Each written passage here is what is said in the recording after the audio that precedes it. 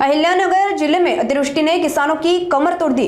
खेतों के साथ साथ फलों की बागवानी भी बुरी तरह प्रभावित हुई है, लेकिन सबसे ज्यादा नुकसान प्याज फसल को हुआ। कामरगांव क्षेत्र में बारिश से प्याज की चालों में रखा सैकड़ों बोरी माल सड़कर खराब हो गया। स्थिति यह है कि करीब 700 बोरी में से तकरीबन 400 बोरी प्याज किसानों को सड़क पर फेंकना पड़ा।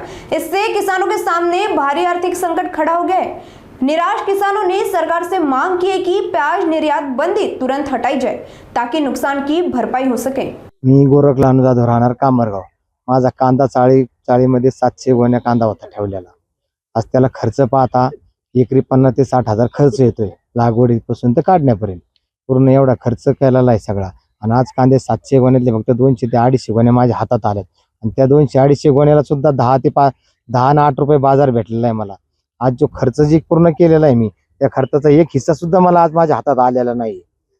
आणि त्यामुळे आज आणि हेच पूर्ण हे पाऊस संततधार कंटिन्यू पावसामुळे वातावरण खराब झालं, कांदा खराब झाला।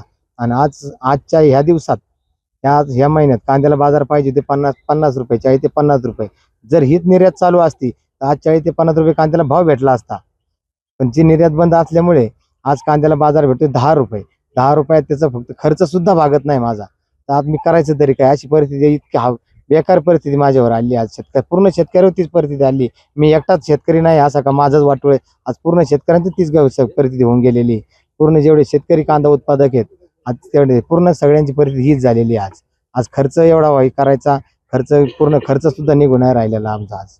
आणि या पावसाच्या वातावरणामुळे पूर्ण बेकारी होऊन गेलेली। त्यात कांद्याला बाजार भाव मिळाना, पूर्ण शेतकरी हवालदिल होऊन गेलेला आहे आज।